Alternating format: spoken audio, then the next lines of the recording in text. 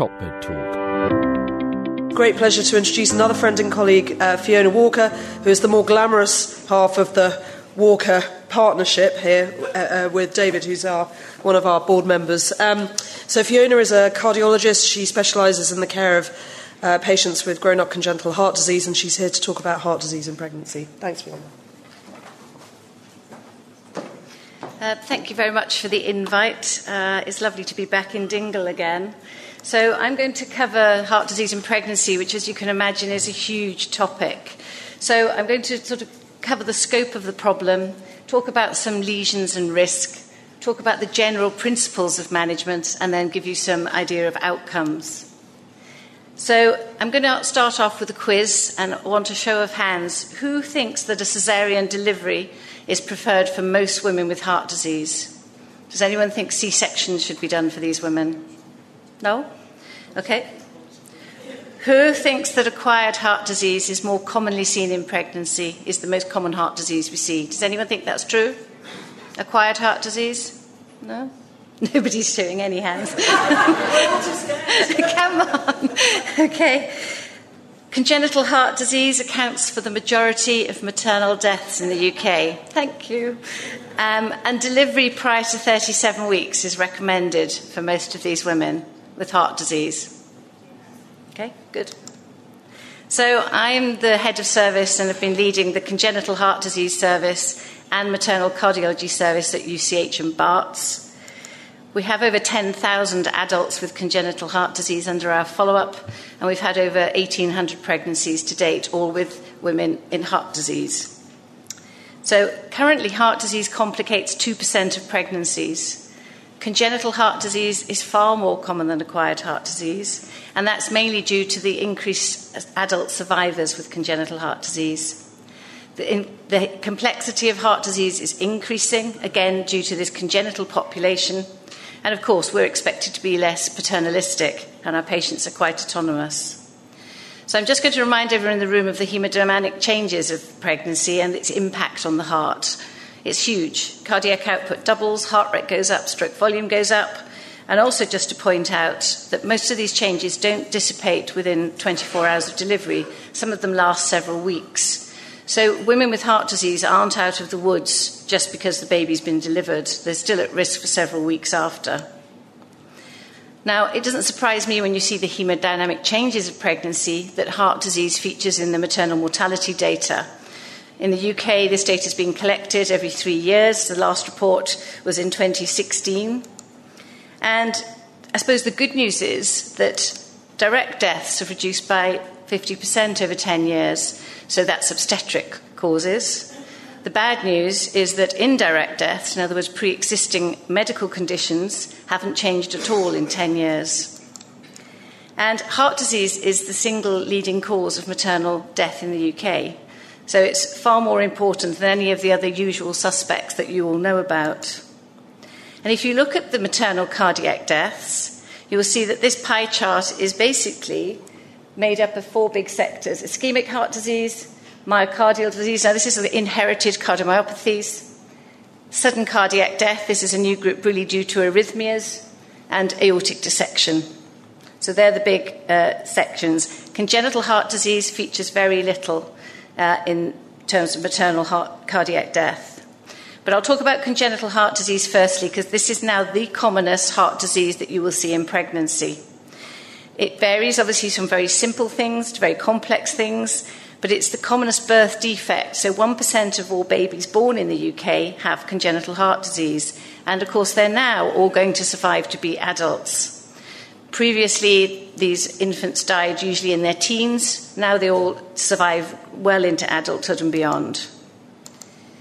So one word of caution about congenital heart patients. They've lived with this disease all their lives. The only thing they remember is the hole in the heart that they had closed. What they don't remember is sometimes the Fontan circulation that was created at the same time. And they look absolutely fabulous on the outside. Sadly, you need to know what's on the inside, because this patient will look like that young lady. And actually what you'll see here is this is a Fontan. This is the problem with the Fontan. This is a massive thrombus sitting in the right atrium. This is the old AP fontan, where literally this atrium is plumbed into the pulmonary artery. Very prothrombotic. They end up with giant right atria. They get clots. And this is the new streamlined version, the TCPC fontan. So this is a catheter here in the IVC and blood flowing straight up into the pulmonary arteries. But this will be on the inside of that young woman who looks really well, who's having a baby, who tells you she's got a hole in the heart. So it's the inside that counts. So a word of caution again, the majority of adults with congenital heart disease are palliated, they're not cured, and that means they need long-term follow-up, lifelong follow-up, and they need multiple interventions and surgeries over their lifetime. So if ever you come across a patient with congenital heart disease who's lost a follow-up, please try and repatriate them to a cardiac unit. They don't get discharged. We look after them forever. Now, people have tried to come up with risk scores for women with heart disease having babies. This is one of the first ones in 2001 from the Toronto group. And you'll see they had 600 pregnancies. Again, the majority had congenital heart disease, and they looked at outcomes. And they had an adverse event rate of 13%. Deaths quite low, but heart failure, arrhythmia common. This is the European study, which was around 2013. Again, this was only in patients with congenital heart disease. They found that cardiac complications occurred in 10%, but also that there was significant obstetric and fetal complications. This is the European registry, which started in 2007, started off with only 1,300 pregnancies, and you can see this was across a broad spectrum of countries, developed and third world. And they came out with event rates of 13% for this patient population. This study is now extended and has more countries participating, around 6,000 pregnancies. And this is the diagnoses. Again, you'll note that congenital heart disease is the commonest heart disease, whereas valvular heart disease is most common in the developing world. And if you look at, again, outcomes, mortality is quite low unless you have pulmonary arterial hypertension, but complications such as heart failure and arrhythmias are common. So if you have somebody with known heart disease, it's all about prior planning. And please don't somebody ask me what the 6th P is, which I got asked once at a cardiac conference. So if you know someone's got heart disease, when patients come to see me, it's all about a workup. They have up-to-date imaging, exercise testing, look at their medications, and consider their thromboembolic risk. Functional testing, again, is really important in this patient group. They'll tell you they're asymptomatic. They'll tell you they can do anything they want. This is cardiopulmonary exercise data. You will see that even something as simple as a repaired ASD, these patients have suboptimal, submaximal performance. None of these patients have normal function following cardiac surgery. And thromboembolic risk, extremely important. This is a patient with hypertrophic cardiomyopathy who has an ICD lead in situ, and at 26 weeks has a routine echo, and there's a massive thrombus attached to the lead. Lots of our patients have hardware in their hearts, devices are more common, and so this is something that we don't want to see, but again, we've now realised most of these patients with intracardiac hardware should be anticoagulated. On detailed history, this lady reported that her sister had a PE, and actually she had one of the inherited thrombophilias and was then fully anticoagulated, but this is not what you want to see in a pregnant patient. Now, the ESC have come up with guidelines for the lesions and risk, and I'm going to flick through these. You can download them, they're free. And essentially, they're using a WHO classification. 1 is little or no risk, and 4 is extremely high risk and pregnancy contraindicated. This is the high-risk disorders, just in case you haven't seen this before. Pulmonary hypertension, severe ventricular impairment, peripartum cardiomyopathy, severe symptomatic valve disease, Marfan syndrome and bicuspid valve, and native severe coarc. After that, the lesions become less complex, therefore they're saying that the risks are less. And as you go through the whole list, it gets down to the conditions that have little or no risk of any problems in pregnancy. But guidelines are great, and I think some of our younger fellows love the guidelines, whereas, of course, you have to know what the guidelines are based on. And in pregnancy and heart disease, they're based on very little apart from consensus. So this is not a scientific tome that you must adhere to. This is just some advice from people like myself sitting around a table saying what we think is best practice. And guidelines, again, they're doing their best to try and simplify things for us. But of course, patients often don't fit into neat boxes. Pregnancy can change. Most of the obstetric complications will increase the risk of a cardiac pregnancy. And of course, we've got other layers of complexity now with all these devices that are implanted in some of our patients. So, to reiterate, congenital heart disease is more common than acquired heart disease in pregnancy. Deaths in pregnancy from acquired heart disease outnumber those from congenital, and the majority of deaths, sadly, occur in those with undiagnosed heart disease. So how are we going to improve on our maternal mortality data? I think it needs increased awareness of the problem. Any woman with known heart disease should have preconception counselling. I think it needs better history taking by anyone who comes into contact with these patients and better recognition of symptoms. And it's essentially about greater vigilance by all of us who come into contact with any woman with heart disease who's pregnant. Now, pathological symptoms are difficult because all women say they're breathless, they all have palpitations, they sometimes get edema. But if symptoms are progressive, that's of concern. If things don't go away and things worsen, that's a concern. And any sort of loud murmurs or diastolic murmurs are abnormal.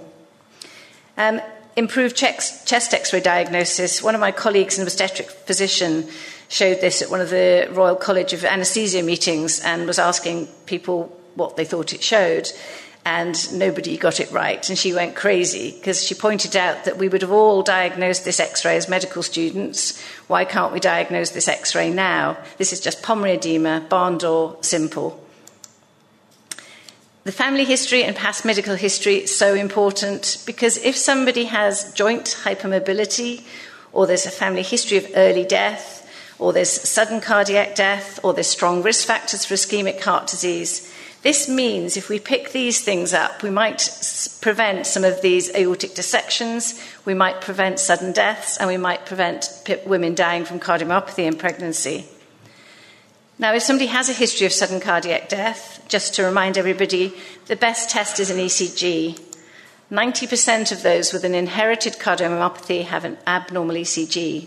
So if an ECG looks strange in a pregnant woman who has some symptoms of palpitations, this will give you some ideas. Now, these are all ECGs we showed yesterday, so the guys who came to the workshop will know what these are.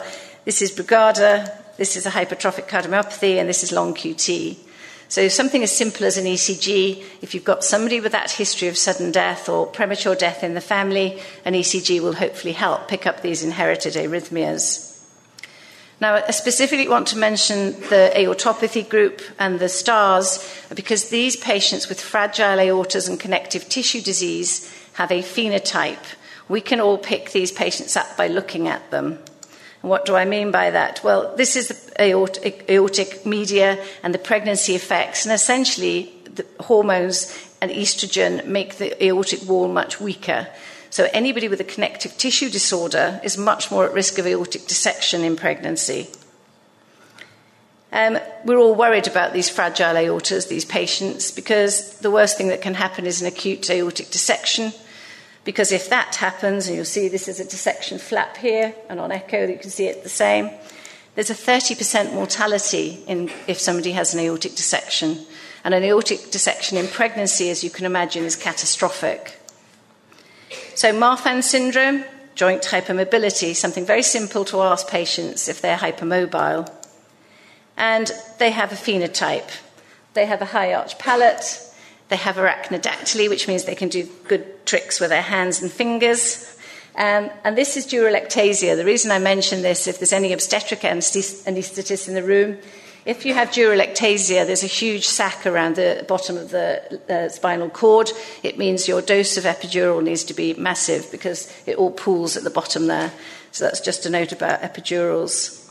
Now, Loeys-Dietz is another horrible condition, similar to Marfan overlap, and they have a bifid uvula.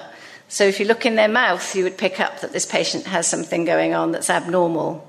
And it's just worth knowing that patients with Marfan syndrome aren't always 6 foot tall with long arms. There's lots of different phenotypes in terms of the musculoskeletal changes they have. Again, this condition is terrible. They end up with aneurysms in many blood vessels. The median age of death is 28 years.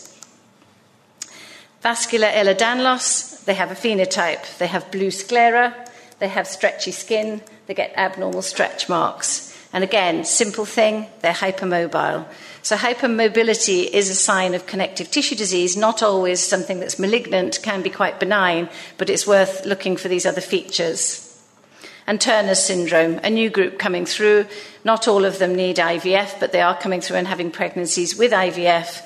But if you note, their aortic dissection rate is really huge compared to the normal population. So again, a group that are significantly at risk in pregnancy. Now, all the women in the confidential inquiry report who died from ischemic heart disease had strong risk factors for ischemic heart disease. So this is just a reminder that ischemic heart disease and myocardial infarction isn't that rare. If you see, there's a 4-fold increase in acute myocardial infarct since 2002 in women, and 10% of women who have an acute MI are less than 35 years of age. And nowadays, it's atherosclerotic disease that's the main cause of ischemia and infarction.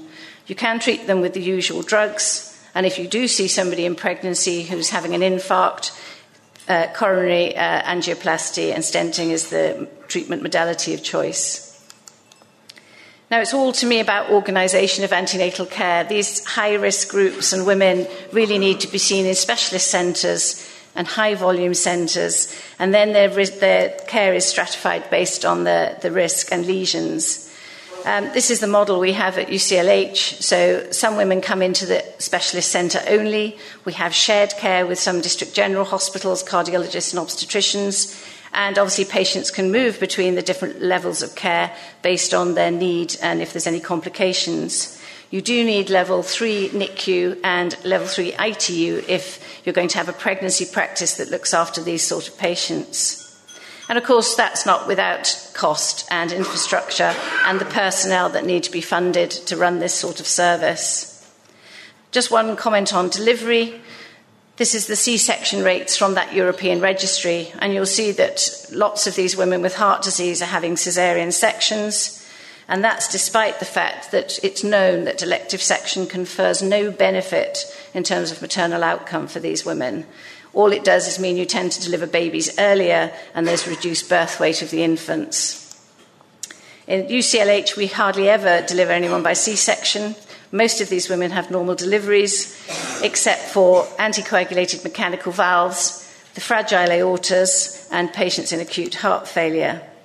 There's a plan for all these patients that's in the patient's notes. It's given to the GP and it goes on the electronic record in the hospital.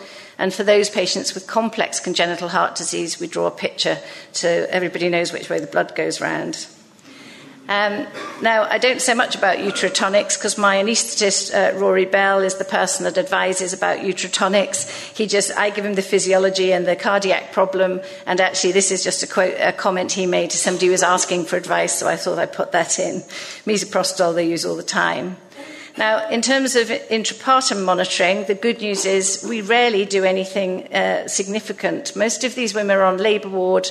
They go back to the postnatal ward with a few exceptions. And it's really only those women with very complex disease that have to go and have lines put in or go to ITU. Mainly, it's all about fluid balance management in these patients. Now, this is our cumulative numbers of pregnancies, and it's actually now gone up to 1,800 of the last year. And again, you'll see our practice is similar. It's mainly congenital heart disease, but we also see inherited and acquired heart disease. 60% is either highly complex or moderately complex lesions based on that WHO score. And this is highly complex, and I hope you'll all agree. It's basically patients with Fontans, cyanotic patients, impaired ventricles, mechanical valves. So the complexity in our group is quite significant. And yet, our outcomes are really good.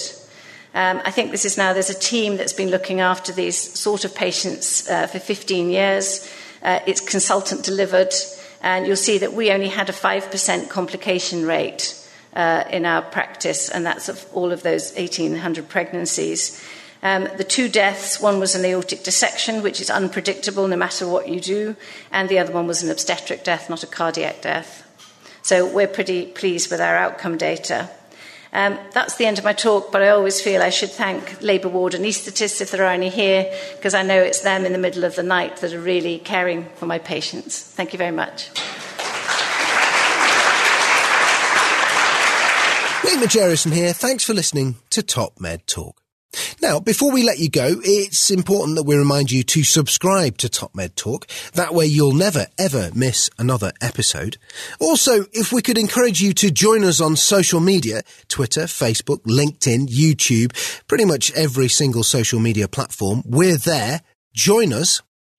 And finally, check out topmedtalk.com.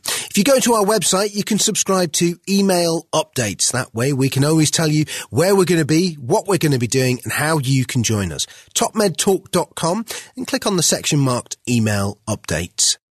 Finally, Top Med Talk is proud to act as the broadcasting arm of EBPOM, Evidence-Based Perioperative Medicine. We'd love you to find out more about them as well. ebpom.org is their website. That's ebpom.org. And if you go to ebpom.org/meetings, you can find out about some of the wonderful meetings that we attend and cover across the year here on Top Med Talk. That's ebpom.org/meetings.